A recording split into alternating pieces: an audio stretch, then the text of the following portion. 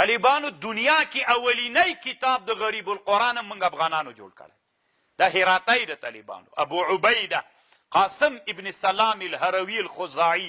دا اولینی هغه سړی دی چې په غریب القرآن کې د دنیا په سطح اولینی کتاب جوړ کړی تاسو اورېدلې مو طالبانو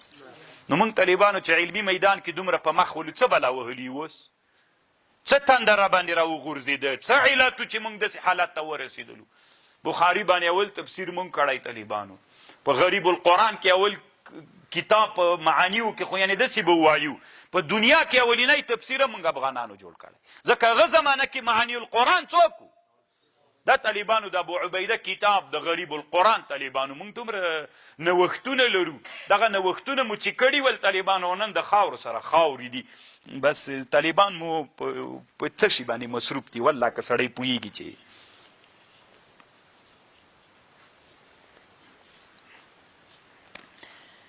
نو ابو عبیده وی طالبانو ابو عبیده قاسم ابن سلام الهروي وی قرآن کې چې کوم عجمي لغات واقع دي دا معرب دي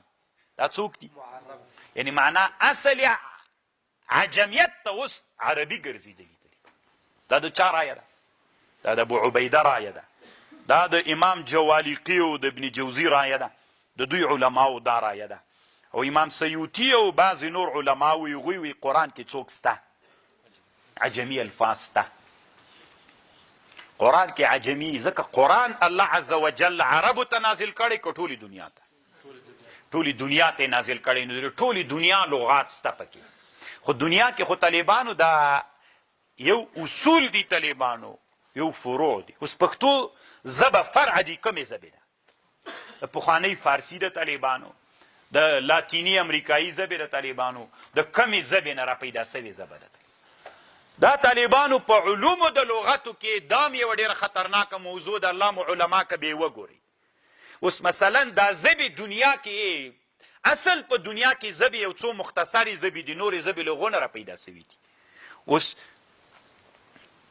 علما وی د پښتو ژبه هم اصل کې طالبانو د فارسي ژبې زیږنده ده بعضې علما په دې رایه باندې دي ځکه فارسي خو ډېره پخوانۍ ژبه د طالبانو نسبت پښتو ته پښتو خو اوس راپیدا سوي طالبان که فارسي خو بیخي د دنیا یوه له اصلي ژبو نه ده چې دنیا کې شتون درلود نو صحیح خبر دا د طالبانو امام سیوطي رایم دا ده امام سیوطي مستقل یو کتاب جوړ کړی المهذب فيما وقع في القرآن من المعرب ما سره دا کتاب د سیوطي شته په دې کتاب کې امام سیوطي رحمه الله لیکلي دي وایي قرآن کې څوک شته عجمي الفاظ ته معرب نه دي ګرځېدلي طالبانو مشترک نه دي دي عجمي الفاظ څوک ګرځېدلي قرآن کې راوړل سوي دي دا د امام سیوطي رایه ده او د ډېرو علماو او د علام ابن نقیب نه نقل کړی ابن نقیب هم همدغه باندې وایي چې قرآن دا په ټولو لغاتو روم فرس حبش کنه رومیان فارسیان حبشیان د دوی هغه اصول او ژبې په دې کتاب کې څوک لري شتون لري ما خپله رایم طالبانو همدغه رایه ده ما ته هم دغه رایه خوند راکوي چې قرآن کې عجمي الفاظ ته امام سیوطي بیا دلته طالبانو په دې بحث کړی قرآن کې چې کوم عجمي الفاظ دي هغه یې ټول دلته راوړي تقریبا تر سلو نه یو څو زیاتیږي دا الفاظ امام سیوطي په قرآن کې ذکر کړي دي چې دا عجمي الفاظ دي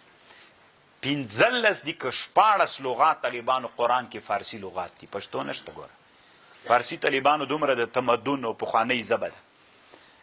15 دي که 14 طالبانو فارسي لغات دي نور د نورو ژبو لغات قرآن کې شتون لري سجیل سنگوگل سجیل كعصف مأكول كان طير أبابيل ترميم بحجارة من سجيل سجيل سنگوگل فارسي شو کنه طالبان